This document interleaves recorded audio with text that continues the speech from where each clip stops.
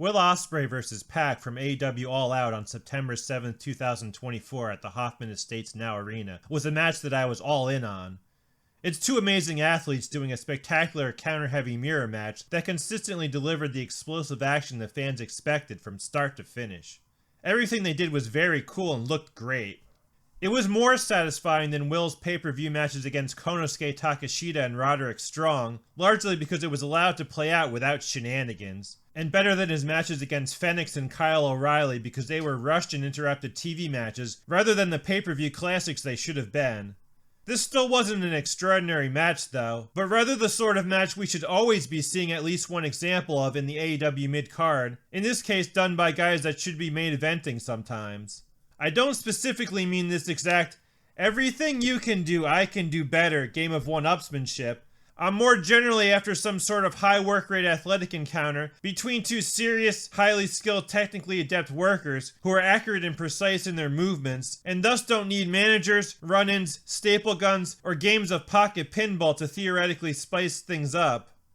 Instead of an endless stream of ridiculously contrived multi-man and gimmick matches, where guys are trying to hide next to the ring apron for 5 minutes at a time, or spending minutes setting up the latest prop stunt no one will remember 5 seconds later, just an actual legitimate contest between the multitude of guys wasting away that were signed based upon their ability to do high work rate matches elsewhere, so AEW can actually still be the sports-based alternative to Jerry Springer wrestling they supposedly set out to be. This group would include but not be limited to Kenny Omega, Bryan Danielson, Kyle O'Reilly, El Hijo del Vikingo, The Beast Mortos, Konosuke Takeshita, Roderick Strong, Mark Briscoe, Bandito, Lio Rush, Commander, Hologram, Claudio Castagnoli, Darby Allin, AR Fox, and Malachi Black. For me, this Will vs. PAC match is actually a great example of how much effect the booking even has on a matchup where all the stars are aligned to almost certainly deliver a recommended match. 5 years ago, everyone was excited about the dream match between these two that took place on February 15th at RevPro's High Stakes 2019 show at York Hall in London.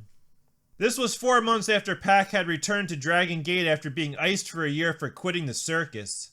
PAC had captured the Open the Dream Gate title from Masato Yoshino on December 4th, 2018, while Osprey had captured the Never Openweight Championship from Kota Ibushi on January 4th, 2019 at the Tokyo Dome.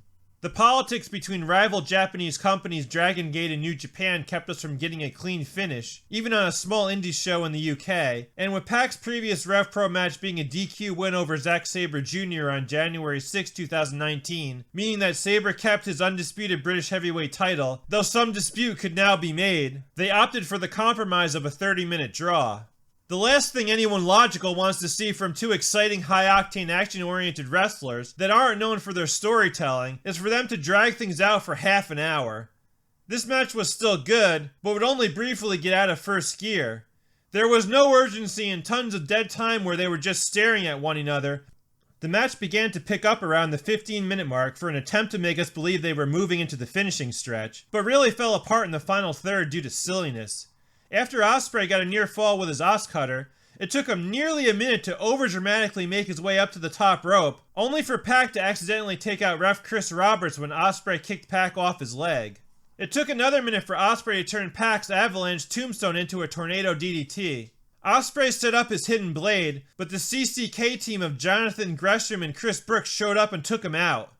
Osprey and PAC then temporarily aligned to get rid of CCK with a double pescado, only because Brooks pissed PAC off by trying to use his Dreamgate title belt on Osprey.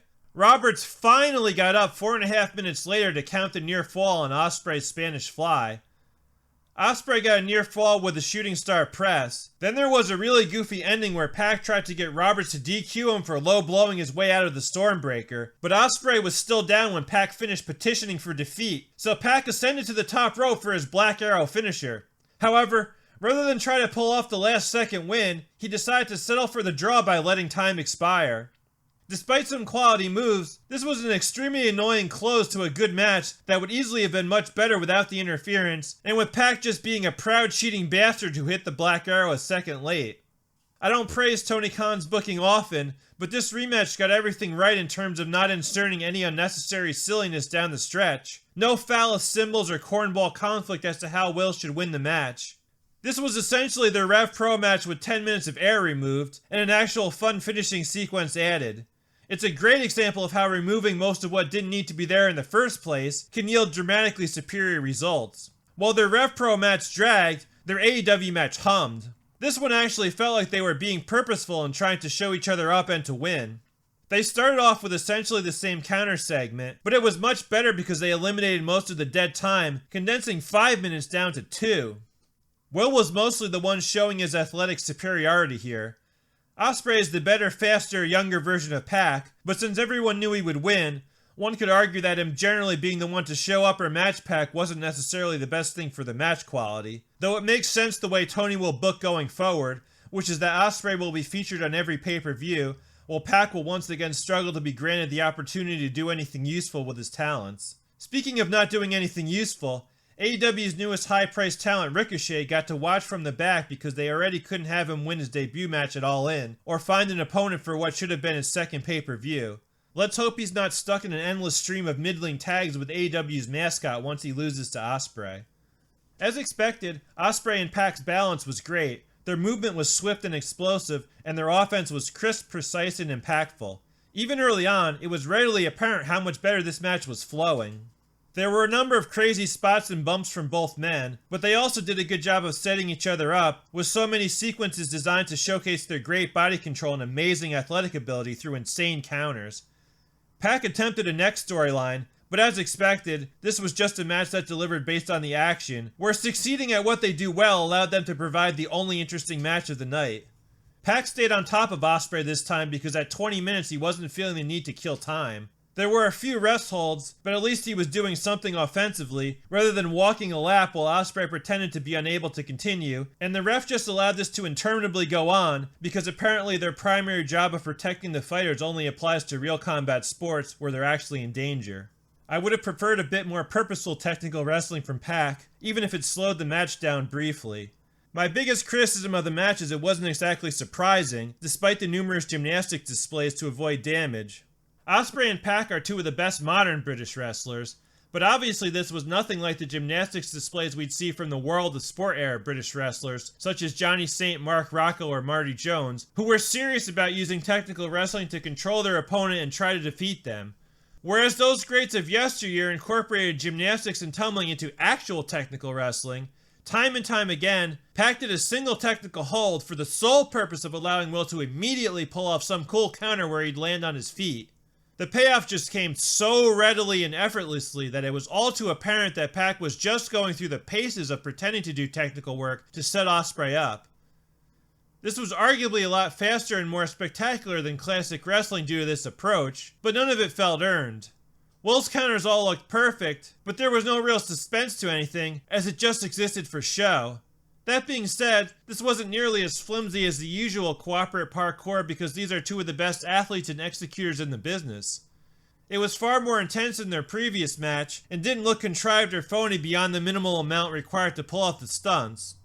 This was high-level spectacle because Will had an opponent who can do the things he does. PAC doesn't do as many different things as Osprey, but everything he does looks really impressive.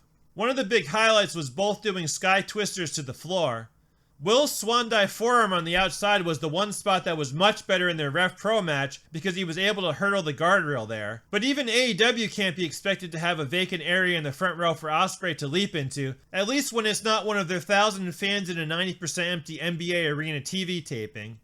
They added a few good things, such as PAC hitting a released German suplex then Poison Rana on the apron, which played into his neck attack. PAC was really in love with the Poison Rana today. He hit another one in the ring, then Will avoided one in the ring. Finally, Will landed on his feet for an avalanche Poison Rana and hit the hidden blade. Will then hit an Os Cutter off the top, but PAC turned the Stormbreaker into a Hurricanrana for his final hope spot. Will rolled through into a Styles Clash, and seemed to miss with his hidden blade as usual, but got the pin with it anyway. This match flowed a lot better than their previous one. It was actually energetic, and they didn't waste much time. There wasn't a lot going on beyond being spectacular, but it felt like they were at least being spectacular as a means to win the match. The fact that they actually had a finish allowed them to actually build up to the finish, and even if build is used somewhat loosely, this match kept gaining momentum where the RevPro match just kind of sputtered along due to all the stops and starts. I give the RevPro match 3 stars out of 5, and the AEW match 3 3/4 stars out of 5.